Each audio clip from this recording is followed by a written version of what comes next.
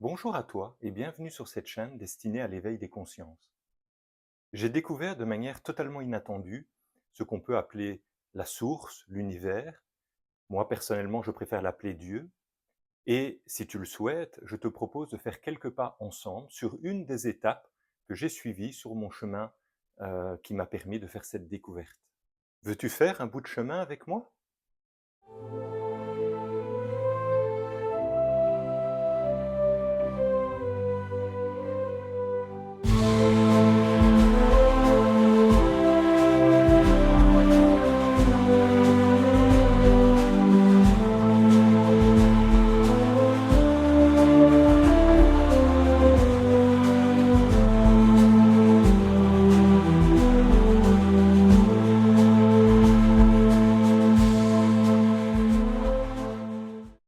Tu te demandes peut-être qui je suis.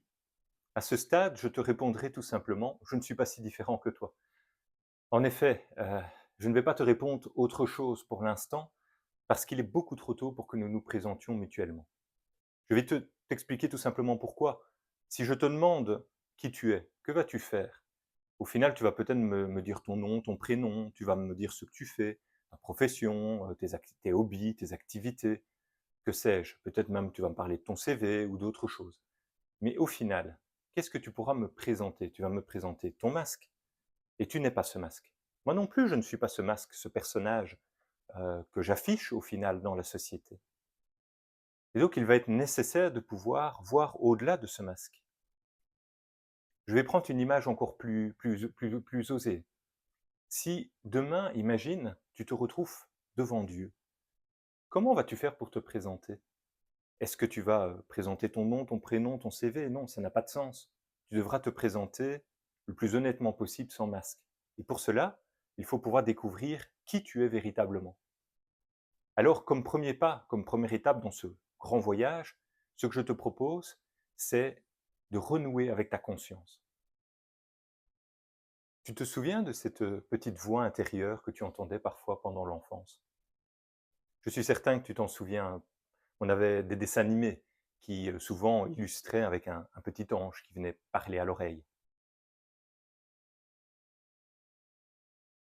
Alors cette petite voix que tu entends n'est pas juste un fantasme de dessin animé. Plein de personnes célèbres s'y sont intéressées. Des philosophes, des sages, des psychologues. Nous reparlerons de tout ça. Personnellement, une personne qui avait très bien appréhendé ça et dont j'ai lu pas mal d'ouvrages s'appelle Jung, Carl Jung. Euh, il parle de ce moi profond et de ce processus qui permet de renouer avec cette intériorité.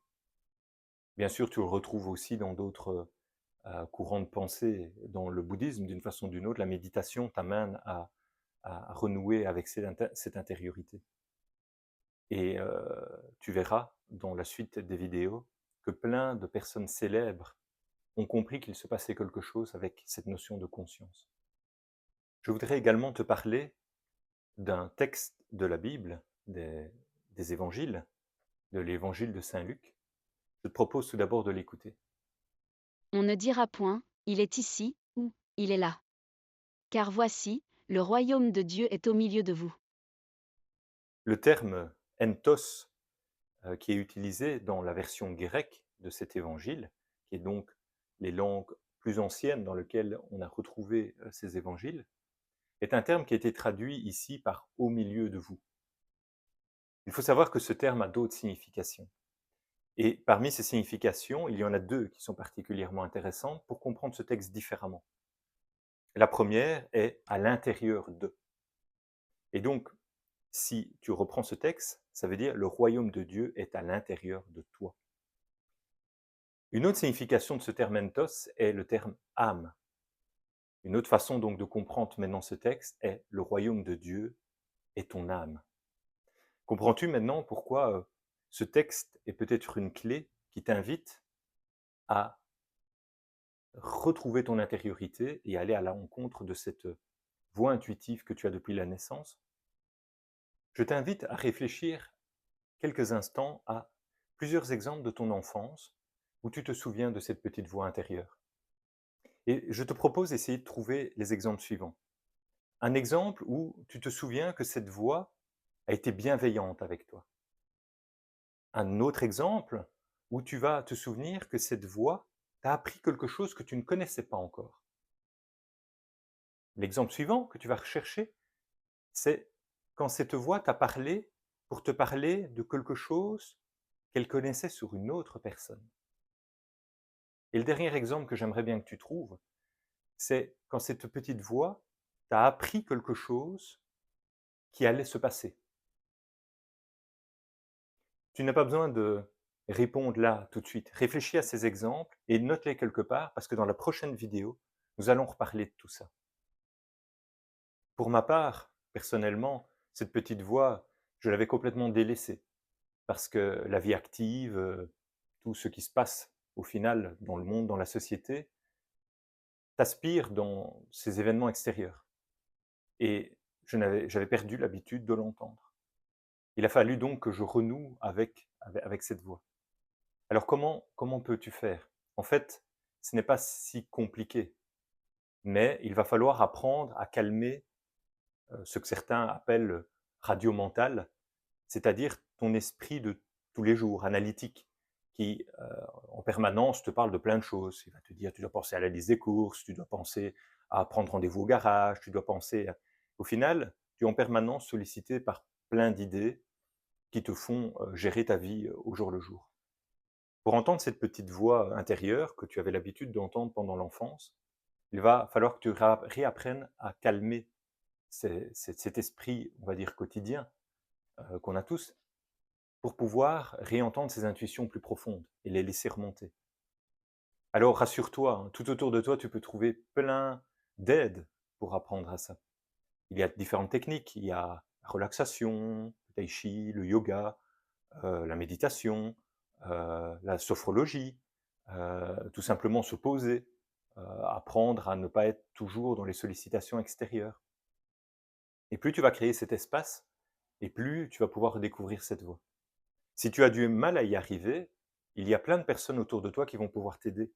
Je suis certain que tu as remarqué qu'il y avait pas mal de personnes qui réentreprennent une recherche quelque part spirituelle et qui parlent un peu de tout ça. On en voit tout plein sur les réseaux sociaux et je suis certain qu'autour de toi, il y a peut-être même des proches qui ont entamé ce genre de chemin.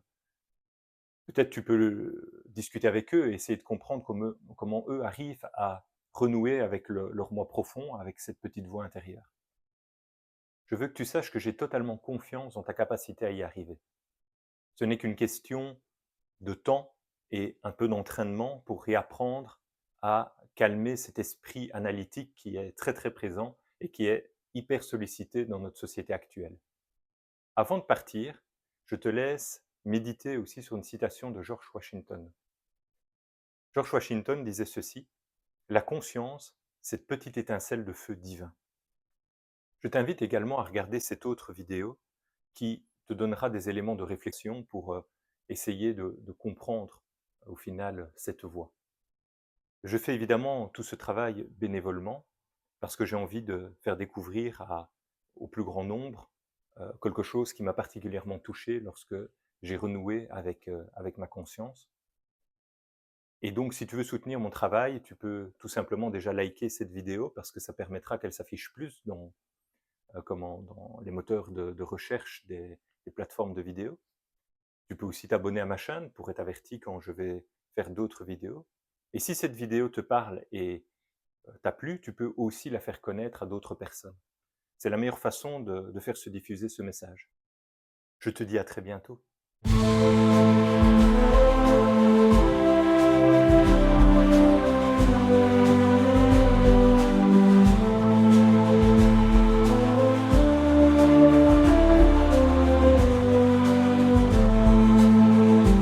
Éveille-toi.